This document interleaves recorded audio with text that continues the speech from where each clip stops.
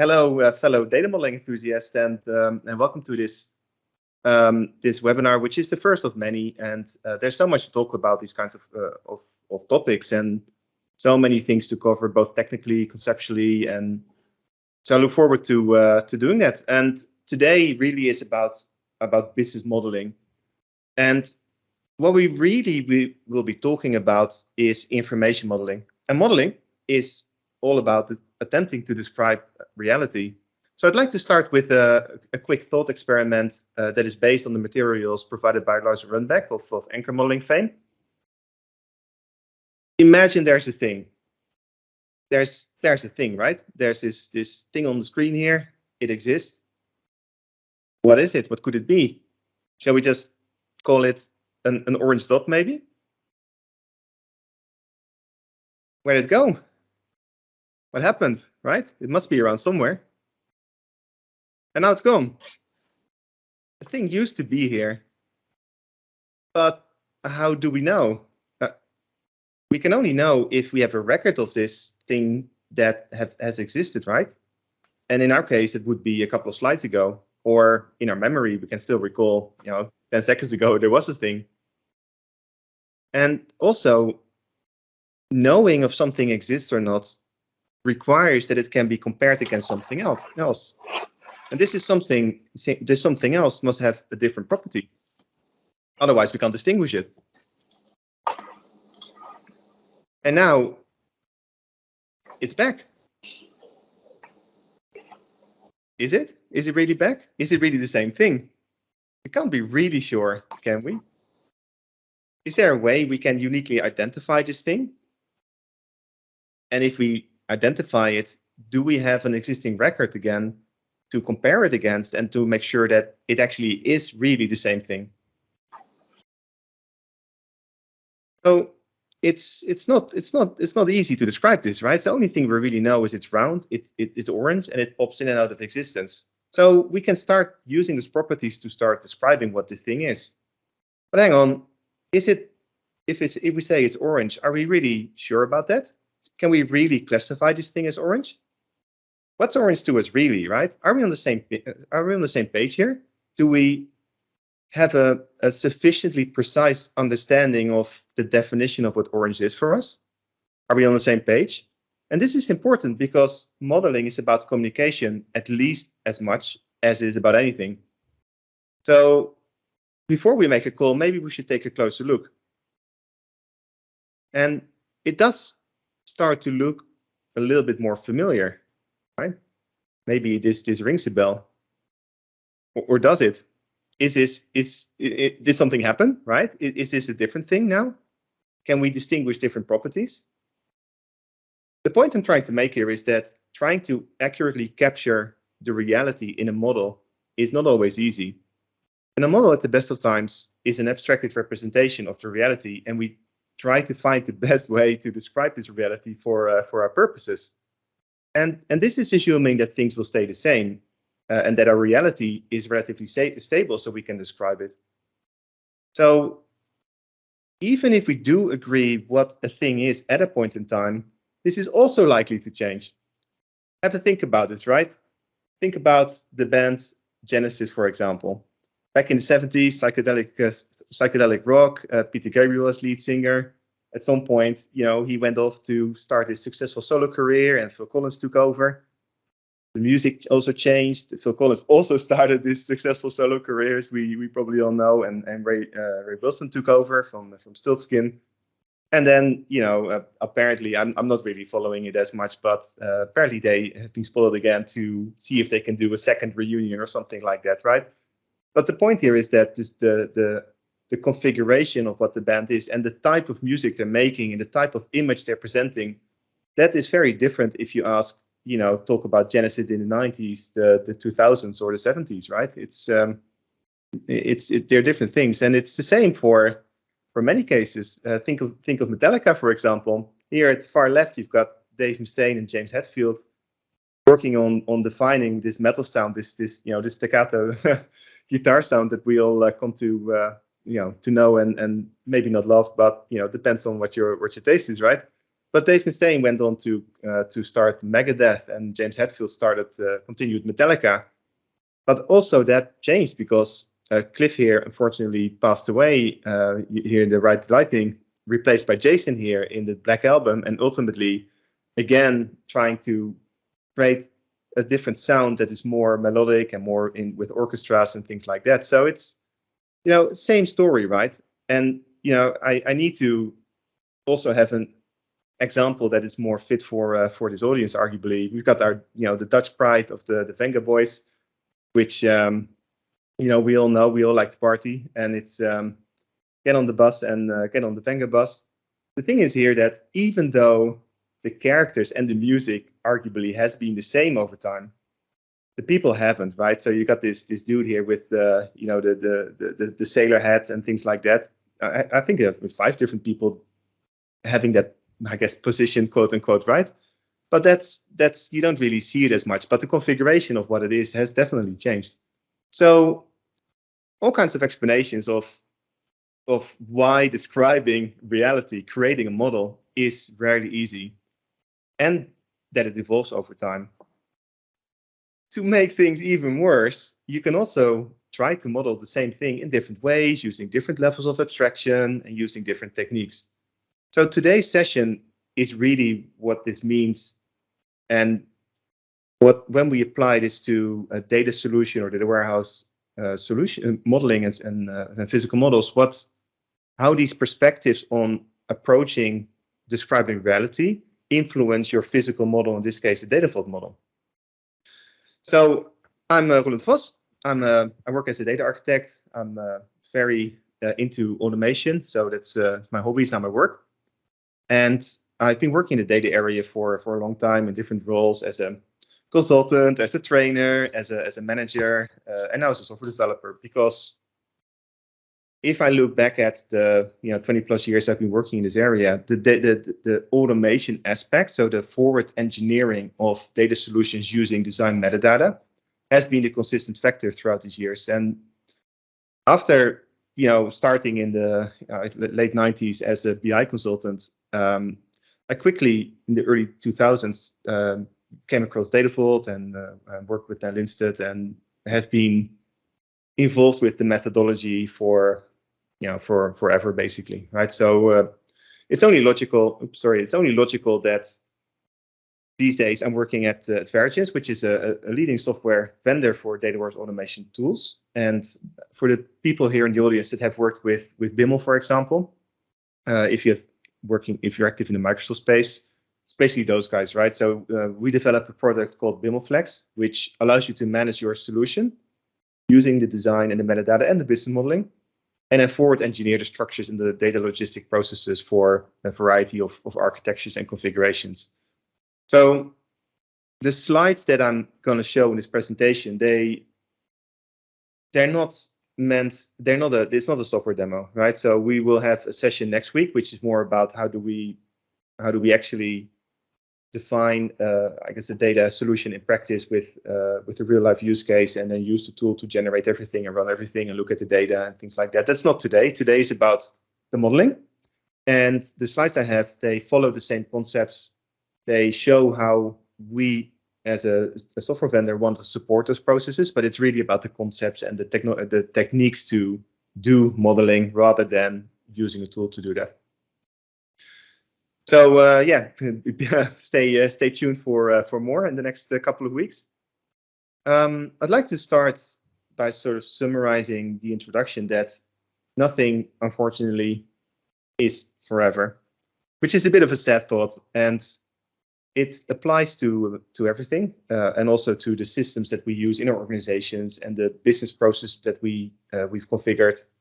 But even though change, as they say, is the only constant, the rate of change does vary between I guess the things you're looking at. So the systems, the operational systems, the OTP applications that organizations have, they tend to evolve faster than the core of the business.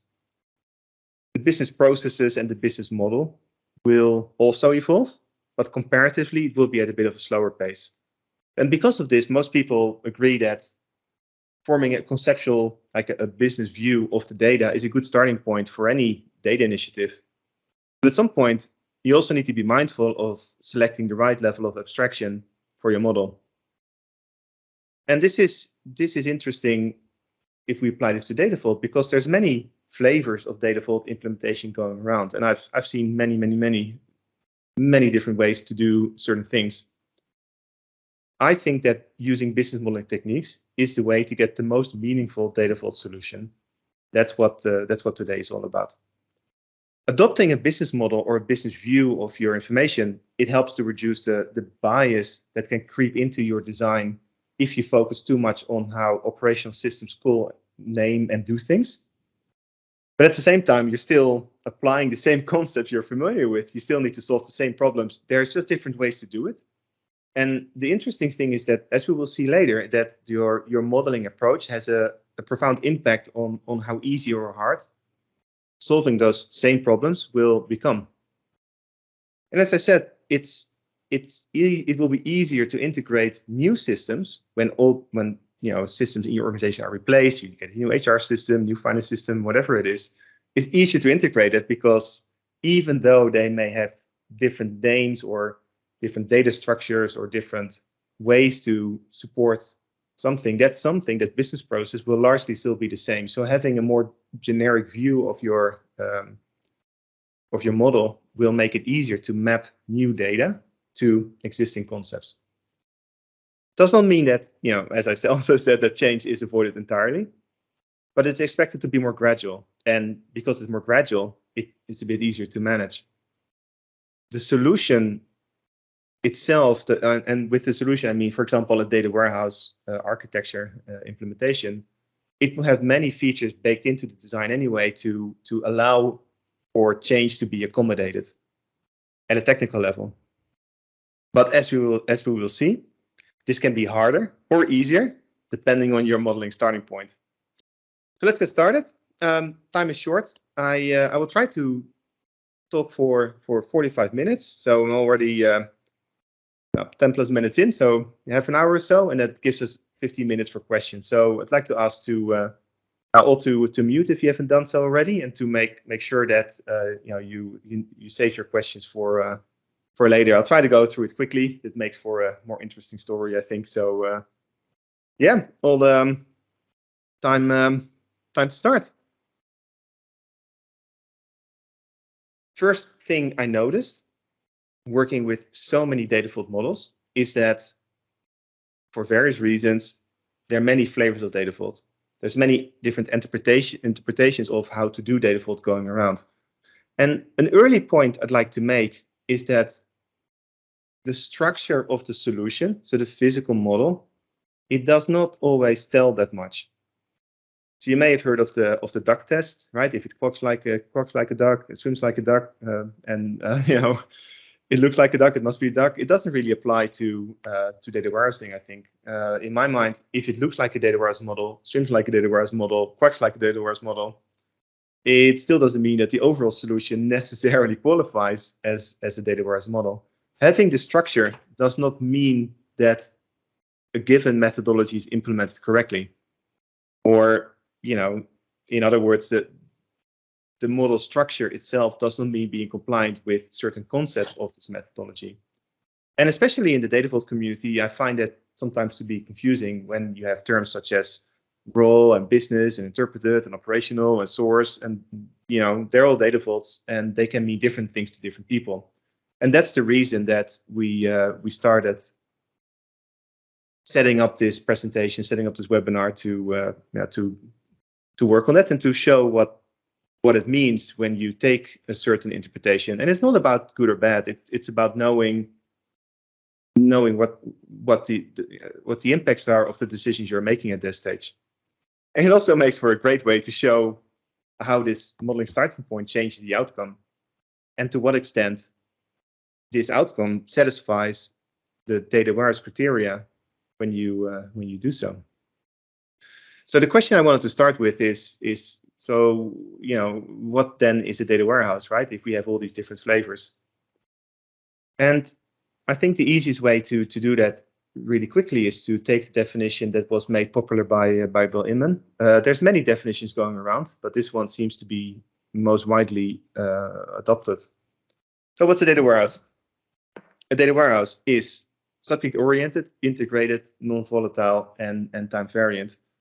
So subject-oriented really means that the data is organized for a specific subject area or goal, right? As opposed to how data is recorded or managed or stored in the systems that provide that data for integration.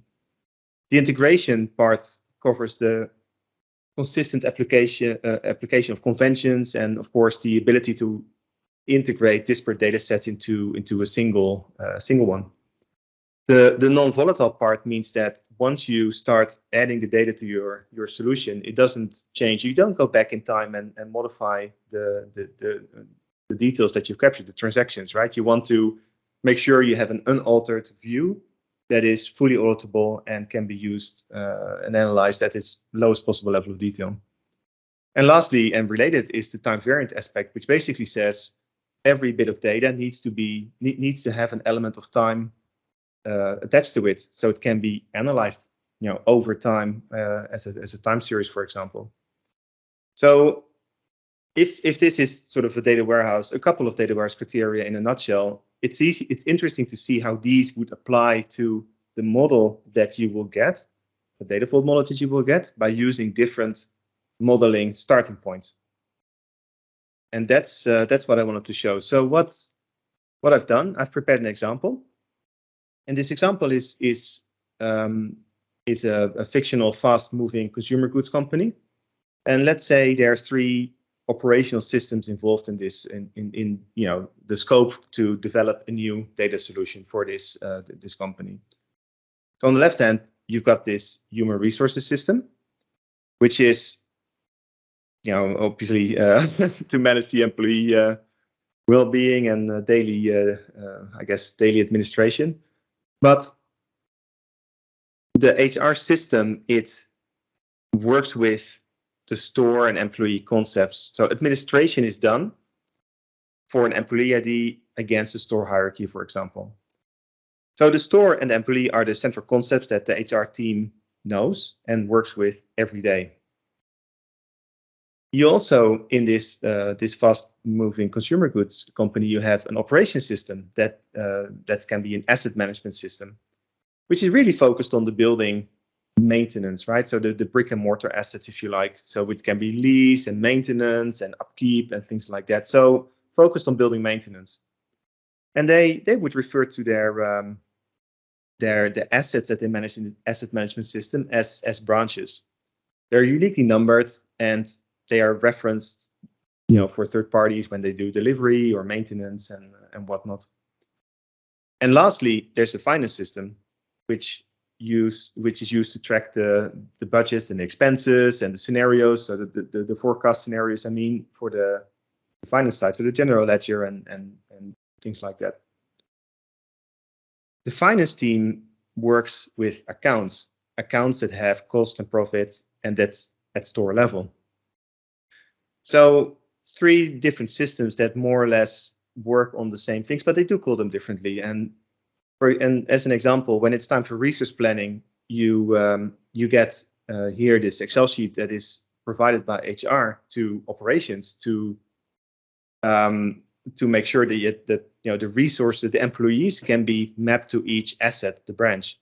It's not really maintained anywhere, right? It's a process that is owned as a process by HR, but it doesn't really go into the system anywhere, and it may not be widely known. It depends on who you talk to. On the other hand, there's also this interface between the finance system and the operation system, which is more of an IT interface, right? It's been developed by IT, and it makes sure that each account can be mapped to an asset.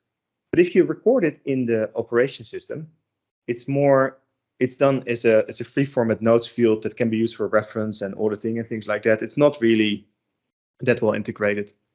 So if you want to know what kind of cost attribution is done, you can sort of work it out, but it's not as straightforward. So keep that in mind. There's no real way to relate accounts to stores directly, for example, from finance to HR. And for this fictional company, it's very hard to manage expenses at this detailed level. Now, if we consider this simple scope of systems and concepts for our data vault, then we can approach this in 3 different ways. We can approach this from the data itself, from the sources, right? From the available data. We can adopt industry reference models, or we can workshop a business-driven model. That's at a high level. Those are the starting points for the conversation. The source-based approach, we've seen it a lot. It's popular by software vendors, and the reason for that is that it's very easy, very quick to show results that are recognizable for the information, for the data you're working with. And the way it works is that you use the primary key information and the foreign key information to generate what is basically a data vault version of the source data. So this makes the data look like a data vault, but it's created from a more technical perspective, and it's more biased to how the operational system organizes its data. So generally speaking, and this is not about good and bad or anything, it's just to show the differences. The resulting model may not fully represent the business view of the data. The thing to be aware of is that it will be more difficult to manage changes over time when the systems that you base it on change. And that's what we'll see in a bit. What you can also do is to pick up an industry reference model. And these are often used to kickstart the modeling efforts, right? So you can look them up in books. You can buy them for millions of dollars. You can get them from a vendor. Sometimes they come with certain technology. And in all cases, these terms tend to be a bit more generic, a bit more abstract, and the names will be less familiar. So they may not necessarily align to how your company operates and names things, right? So if you go down that pathway, there usually is, I guess, a step to translate what that industry reference model is to what what you're happy with within your organization to name these things. So it can be a starting point, right? A kickstart, as I put on the slide. And the third option is this business-driven model, which is more of a workshop style to draw from the collective understanding of the involved parties from the business and understand the processes, and to workshop this into, I guess, an aggregation of the information that is in this collective brain trust. The advantage of that is that the terms and definitions you come up with are more familiar, more meaningful. And the business processes you're based it on, they tend to be a bit more stable. So these models don't evolve as fast as the other ones. Depending on which starting point you choose, the data vault model will be very different. So now we're getting into the heart of the story, right? So what are the different outcomes depending of the I guess the starting point for modeling we take. So let's dive into it. We've got the source-based models. So this approach, or a bottom-up approach, if you like, uses the available data, the references, the primary keys to create this this model for a specific target methodology, such as data vault in this example, from a technical perspective, right? So it could look a bit like this, where you look at the human resources application and you say, I've got the store concept and the employee concept, which I can create a hub store, an employee store for, which defines the core business concept, a relationship between the two, and then descriptive information, the context in the set lines that describe these core business concepts.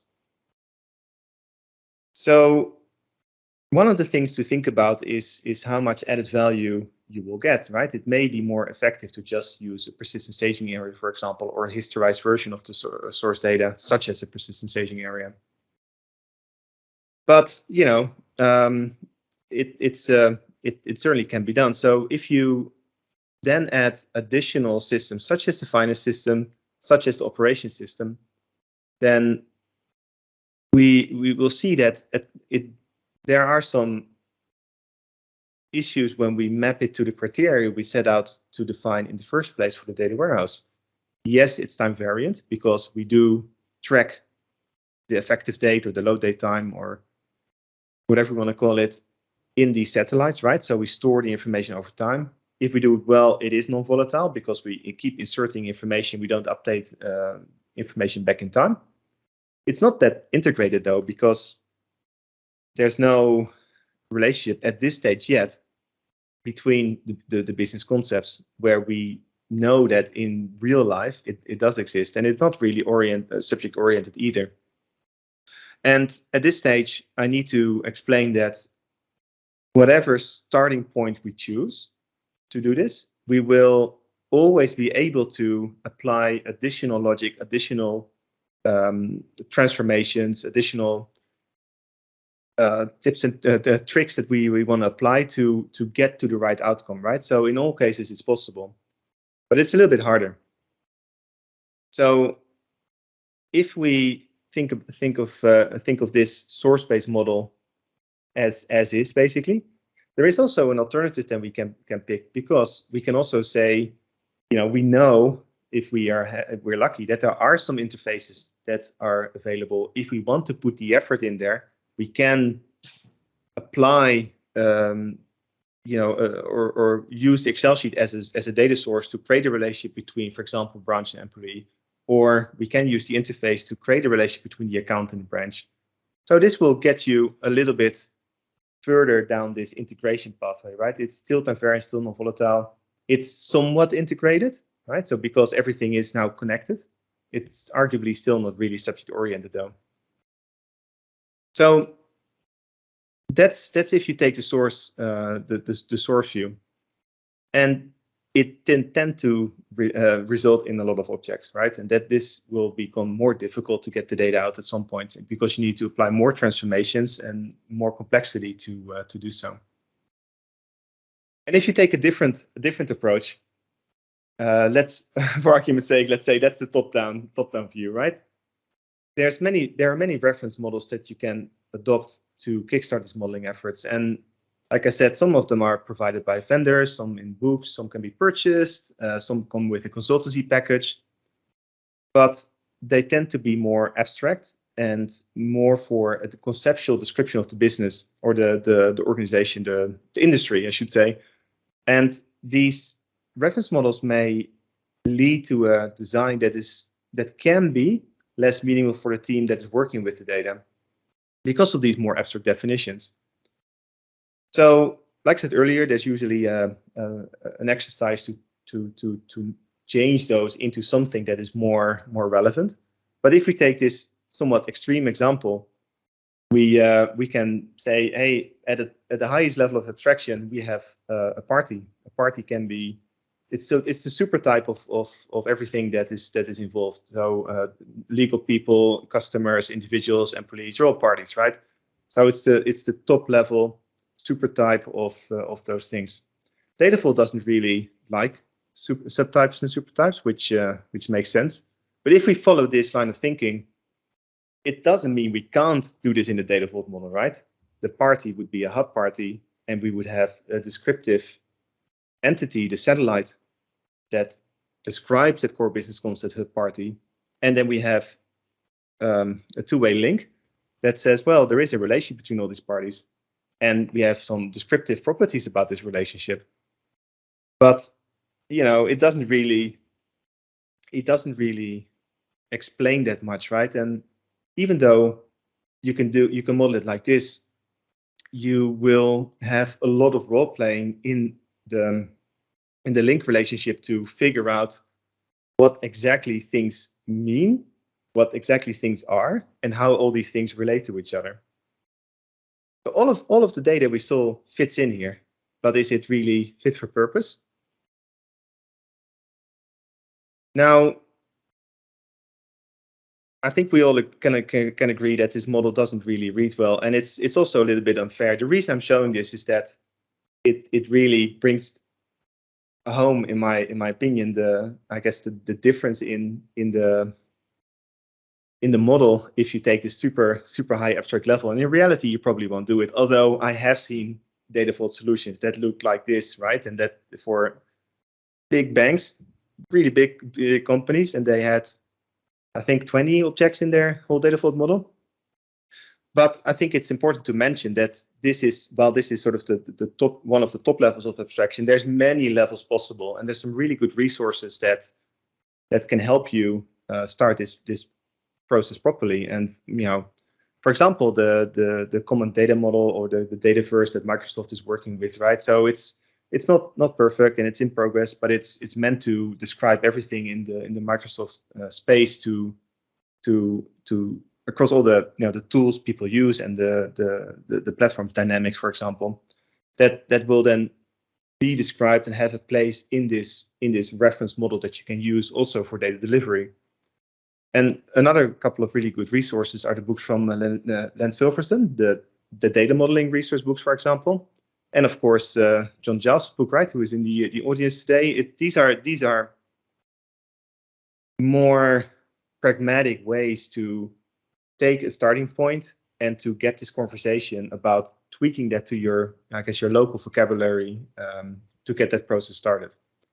So what we see here is really the highest form of abstraction that is used to explain how this impacts the data vault model.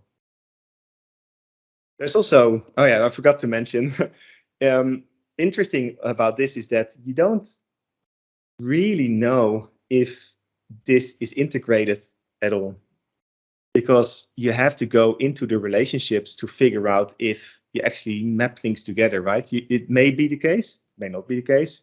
You don't really see, right? So yeah, enough said on that one. The last alternative is the business modeling view. So the business modeling view as a starting point, it's based on the ensemble logical modeling, I guess, principles that I'll go through a little bit later, but it's a way to avoid both sub and super typing as well as bias to creep into your design. So it's the result of a number of modeling workshops that attempt to capture the essence of the information or the data that is used and goes through the systems and is used and created by the business processes. So by initially discussing more generic definitions and terms and considering these business processes, you can create a model that is a little bit more elevated from the data as it is physically reported and closer mapped to the business processes. And again, these, because they are a little bit more stable than the systems, it's less of an impact on the change, and it's easier to map existing systems to this model. So it's a series of workshops, and basically it's about identifying what the things are that you can see in your organization and discuss how they relate together and how you should name them. So if we apply this to this example, we've seen employee, branch, store, and account. What we're basically saying is that as part of those workshops, the store might be considered the same as the branch. The account may also be the same as the branch. So even though the different systems treat the data differently and call it differently, conceptually, it can be asserted that they're the same thing. So you can in these workshops come to an agreement that yes, they are the same thing, and this is the term we want to use for it. And if we do this, the model will be yet different, right? So think about it. If we now pick up the store and employee and map that into a data vault model, we basically get the same model as we had when just looking at the original source system, right? But we now say the store, we map it to the core business concept that is a branch. So we've got a hub branch links to hub employee.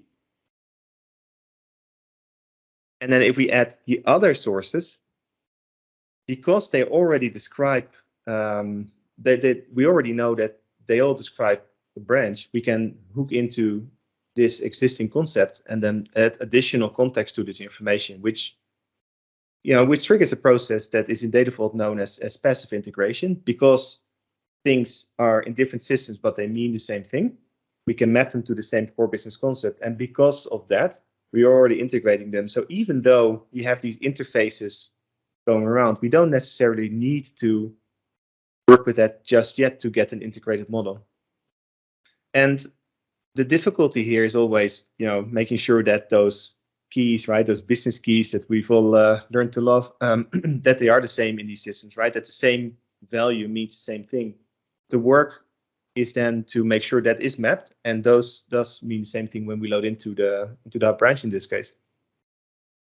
So a more elegant model. Now you've got options here, right? You can choose to separate the context initially if you want, which is what I've done here. You can also, to an extent, see if how much can be moved together and everything in between. But the principle is the same. You integrate on the core business concept, and then you it basically saves you a lot of objects that you have to manage. At this stage, though, I want to highlight that this business model that we've used to define a data vault. If you think about business and role data vault, which keeps being confusing, I think it's still a role data vault. All the models we've seen, the source-based one, the reference one, and the business modeling one, they're all still role effectively, right? Because we've mapped the data to these models, but the data itself has not been fundamentally altered. It has been placed in the right context, and it has been given, holistic names, agreed names, names with purpose, names that are familiar. And we can then add interpretations on it to continue our journey to define what the deliverable needs to be. But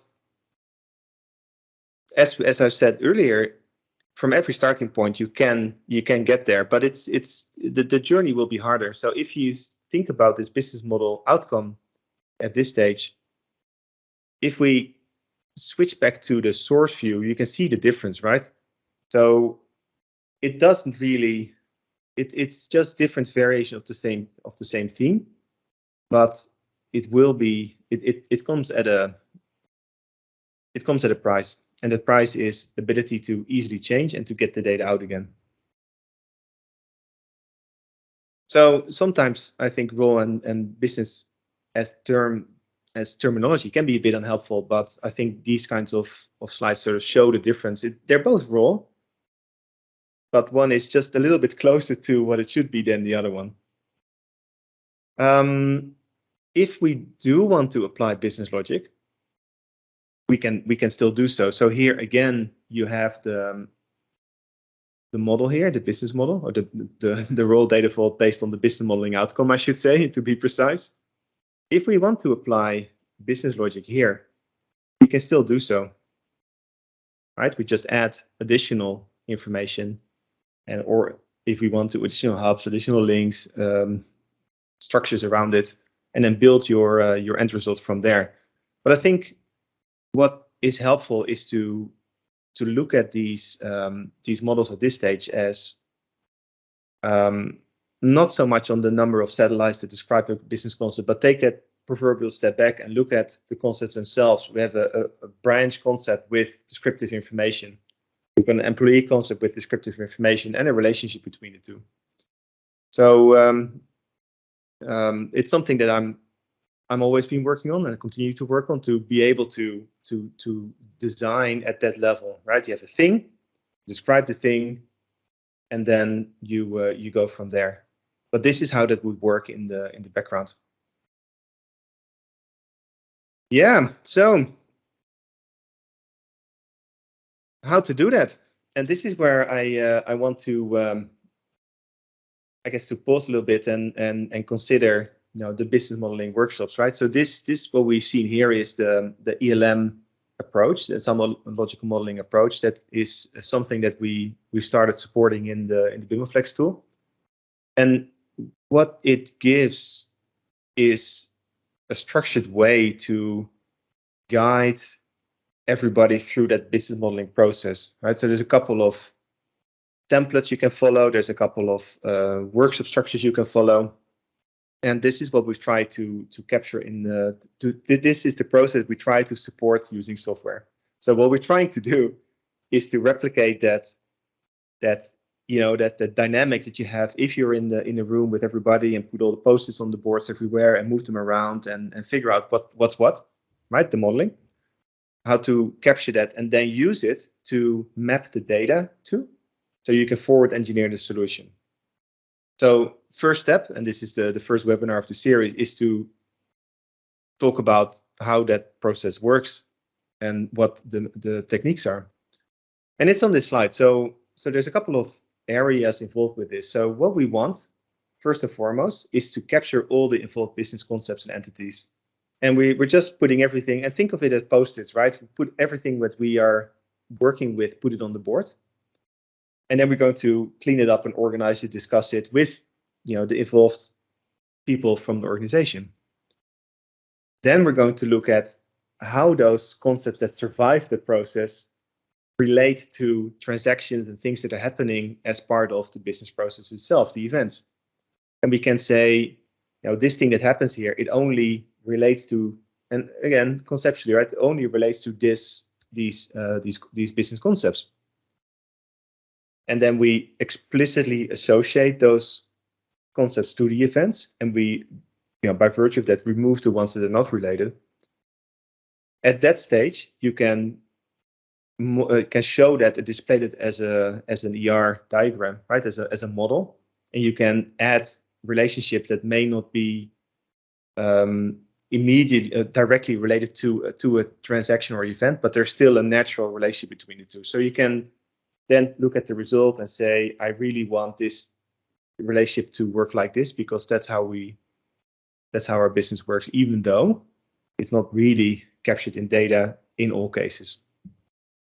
So that's the process, and how that works is that in step one, like I said, we capture all the entities and we start cleaning things up. So we have this canvas, event, person, place, thing, or whatever, combination you want, and you start putting all these elements, these core business concepts that you find in these conversations, you put it on the board. Then you're going through the process of seeing, are there any duplicates? Do I need to do something to get rid of this information? So this, for example, this concept, or this business entity, is known as another one. And you do that for all the information that is duplicate. Then we're doing the same, but then for attributes, because some concepts that we've captured may be attributes of other concepts. So we can say this is actually property of this thing, as opposed to a concept that stands by itself. And we add anything else that may be missing. So this gives you a list of core business concepts that survived the call, and that everybody is aware of what they mean, right? And the team at Genesee Academy has some really good forms and templates that we can use for those kinds of things. But this is the purpose. We want to get rid of any duplicates. We want to know all the properties, and then we want to know which transaction, which event do they relate to. So we're going to pick an event, and then say, for this particular event, I'm going to remove this one, I'm going to remove this one, I'm going to remove this one, because these are the only ones that directly relate to this event. If you want to, you can split it up into header and detail, where you say there's a specific number of concepts that only applies to a parent and someone to a child. That's something you can do as an option. But then you're basically there, right? Because if you do that for all events, and this is again the structured way of doing business modeling, then you end up with a diagram that you can use to infer, define the relationship that you have and add any others. So that's the I guess the ELM steps, or the business modeling steps in a nutshell. And this is how we want to guide the development teams to define a model which can be based on the the data modeling resource books from Len Silverstone, for example, which are awesome. They can be based on the conversations with the teams. The end result can be captured in a case tool such as the one we're building at the moment. And then we'd like to think that that's where we can take over and say, if we then map the data to all these business concepts, then we can deploy the whole solution. And that's what we're going to do in the next webinar. So at this stage, and also because I'm dead on time, so I'm doing really well. I wanted to say that I really love talking about these things. I really love seeing how we can make this better. So please reach out if you want to know more. The message here is that the different modeling styles you pick, so the different approaches towards modeling reality, will have an impact on what your data vault is, and it may not always be what you want. If we do that, though, we can, if we use a business modeling approach, we'll get an outcome that is a little bit more robust, a little bit more integrated, and we can then use that to map the data to and deliver the rest of the data solution. So I'm happy to take questions on that, or to talk about it later. So don't be a stranger. And I hope you will all join the next session, which is all about the practical ways to do this with a real life insurance case study, where we do the modeling, build a solution, and then use the outcome to analyze some of the data to answer some business questions. So thanks for listening. And if there's any questions, I'm happy to take them.